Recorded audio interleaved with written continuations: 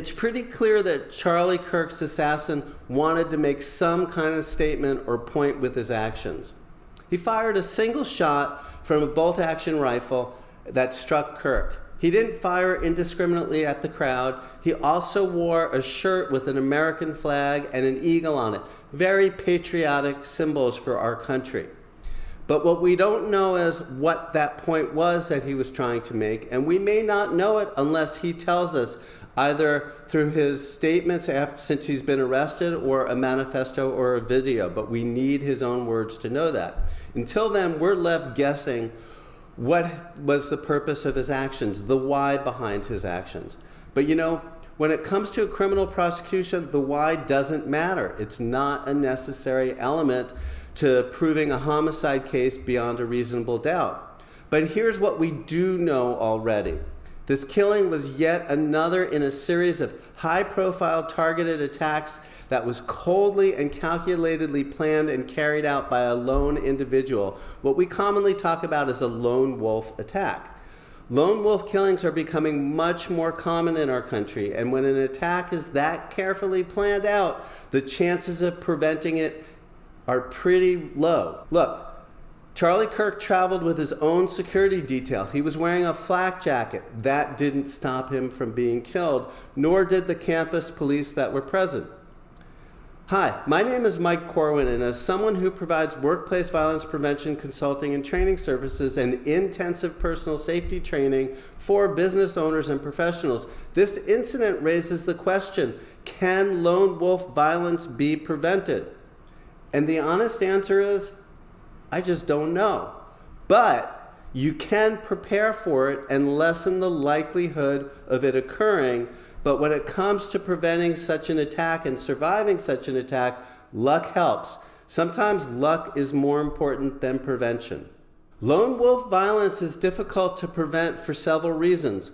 One, because there are no co-conspirators, there's nobody who can get cold feet and go to law enforcement and say, hey, here's what's going on. Secondly, because the person acts alone, there's a lower chance that any one element of the plot will be mishandled and cause the plot to fall apart. 3, a person acting alone maintains greater control over each aspect of the plot, which makes it easier to carry out reconnaissance inconspicuously. And 4th, the lone wolf attacker often operates under the radar. He knows that loose lips sink ships, so he keeps quiet. So what can you do to reduce the likelihood that a lone wolf attack will be successful? Vigilance. This whole thing comes down to vigilance. It is the single most important step that can be done to prevent a lone wolf attack. And that's because the reconnaissance element that happens in order to make this attack successful also exposes the potential attacker. Look, satellite images are readily available.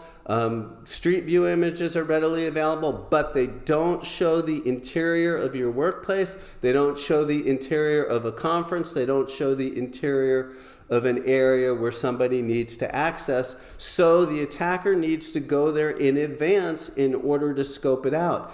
And that's where you have your chance through vigilance to be able to detect this person who is paying a little bit more attention than anyone else that's at that location.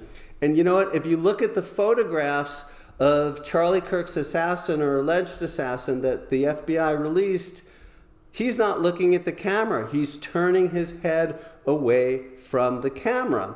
And that shows that this guy has been there and he knew where the cameras were located. So here's one of the things. Many businesses have security cameras, but they're not monitored, right?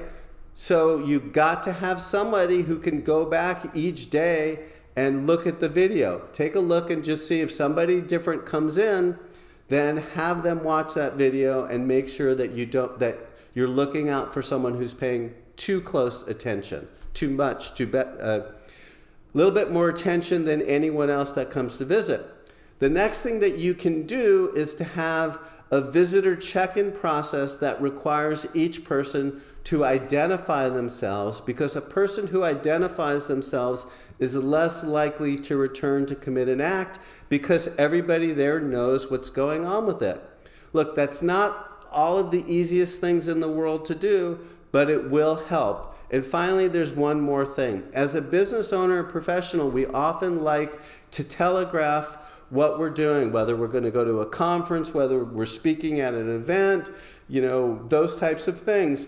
But those are better done after the fact. Yes, they're harder to market the speech you're going to give, but when you do that, you're telegraphing you're going to be at the event, and you make it that much easier to get access to you.